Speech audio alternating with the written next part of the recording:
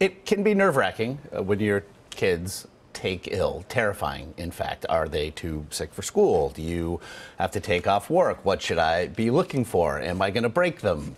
And all the rest. Dr. Tara Narula is here to discuss a new national poll from the University of Michigan's C.S. Mott Children's School, which found that parents rely on three main things. And so here we go in our continuing adventures of common sensory with Dr. Tara Narula. The three things, though, to which this study refers are what? Yeah, so they worry about basically, is their child going to get worse when they're at school? Yeah. Is their child going to potentially infect someone else? And is their child going to miss out on school-related work or fall behind? Those were kind of some of the things that parents worried about. Okay, so I've got two of my own. And so it is... Look, it's up to me in the end. I can call a pediatrician, I suppose, but I'm just describing symptoms, and who knows, really. So, but that last one I find to be very interesting.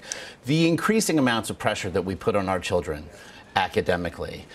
You know, I've got a third and a fourth grader, and I'm already finding myself thinking, God, if they miss a couple of days, what will they miss? How far behind might they fall? And it does seem that these other pressures inform judgments like that. Yeah, I mean, I found that a little bit ridiculous, to be honest, when I read that too. I mean, these are children who are in school, you know, and their health comes first and foremost. And if you miss a day or two or three of school, it's okay. You know, the body needs time to rest, recover, so that the child can function well at school and at home. So a friend of mine, a baby's on the way, his first, and I was telling him, you know, pretty soon you're going to understand that when September arrives, you send the kids off to school, and it might feel good for a week or two, but when October arrives, it's what they bring home from school that knocks all of us out. They bring everything. Right. So I suppose, if nothing else, it seems discussion, and I found, with other parents is as helpful as anything else. Like, to know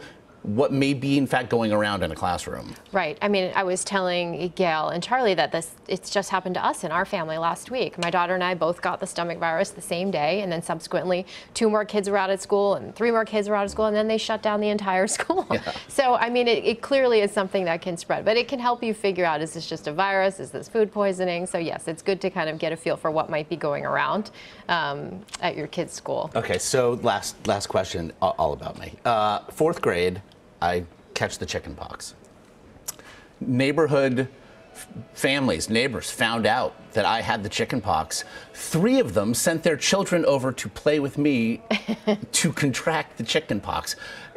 Are we still doing things like that? We're not having chicken pox parties. Building up immunities, immune systems. Well, now we have a vaccine for chicken pox, which is good. But yeah, I mean, there's something to be said for, you know, exposing your kids to some of these mild infections, which is why we don't keep kids from home normally with just kind of a runny, stuffy nose or the common cold. That sort of thing does build up immunity, and it really hasn't been shown to be that helpful. We would be keeping our kids out of school all year long if that was the case. But for things like, you know, high fevers over 101, for diarrhea, for vomiting more than 2 times in 24 hours, some sort of spreading rash associated with fever, strep throat that hasn't been treated with antibiotics. Common sense malady, Right, exactly. I mean, a lot of this comes down to, yes, you know, how well do I know my child? How well do I kind of get a sense for what's changed in their behavior? What am I observing? Common sense, very important when making these decisions. Last time I was a mystery reader, I mean, let's be honest, you're in there for 5 minutes, and it's a wonder that any of them ever make it to school 2 days in a row. Just hands off the doorknobs. Doctor, thank you for this, for the groundbreaking work. Thank you.